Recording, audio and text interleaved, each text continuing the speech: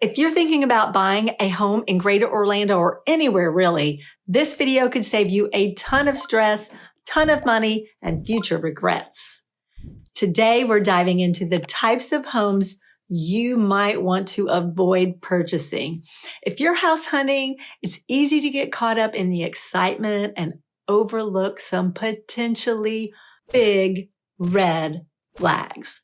So we thought we'd make this video to shed the light on these homes that may cause concern. I'm Kathy Williams, and I'm one half of Team Williams, a mother-daughter realtor duo, and we are your Orlando relocation experts. First up, beware the lipstick on a pig flip. Fresh paint, trendy floors, modern fixtures, but underneath, yikes.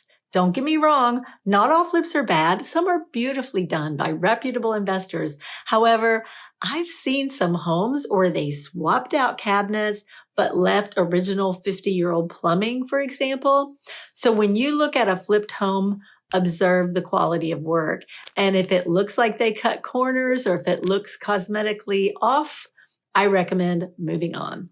This market has plenty of other options. Next up, homes in high-risk flood zones. If you're relocating from out of state, you might be concerned about the storms and hurricanes that we get in Florida, understandably. Though it's impossible to predict whether a flood will occur on any property, each property has a flood zone classification by FEMA, and it ranges from least hazardous to high risk. The type of flood zone label a property has depends on factors such as historical data, the property's elevation, and nearby bodies of water. X is the least hazardous. I know that sounds strange. It seems like X should be the worst, but it's actually the best, while flood zones beginning with letter A or V are the most hazardous. Now, if you're looking at properties by lakes, sometimes the entire property will be classified as a more hazardous flood zone, even if just a small portion of the land is actually in that flood zone. That's why it's important to look at the FEMA map and understand exactly what you'd be potentially dealing with. Also, if you're financing the home, it may be required by the lender to purchase flood insurance, which can range in price depending on the flood zone type. Flood zones are a nuanced topic and definitely something to consider as you look for the right home in Greater Orlando. The next type of house is one that quite a few of our clients have told us they don't like. But before I get into that, I want to mention we have a Greater Orlando relocation guide that I highly recommend that you download if you're considering moving to the Greater Orlando area. It's packed with a ton of info to help you get more familiar with all the areas to consider moving to. And you can find the link to download it in the description box for this video. The third type of house I wouldn't buy is a type of new construction home I've seen more in recent years. It's a style of new construction called the Bungalow Style. It's usually a two-story home that has a garage in the back of the home, kind of think townhouse style. The front of the houses are on one street and the garages are on the rear, and they face a street behind the home, so you drive in from the back. So you might wonder, well, why is this a problem? Well, for one, usually these houses are close together and have very, very little yard space, also known as no possibility for a pool. And this could work for you if you want just to have a little lawn or a little yard to maintain, but you still want some separation from your neighbor. However, most of the people that I speak to find that the yard space is far too small and these homes are too close together. And they want a little bit of a backyard, a little bit of a view. A lot of people prefer having the primary bedroom and bathroom on the first floor, and these bungalow style homes typically do not have that. Usually all the bedrooms are on the second floor, so the layout isn't great, which could affect resale value down the road.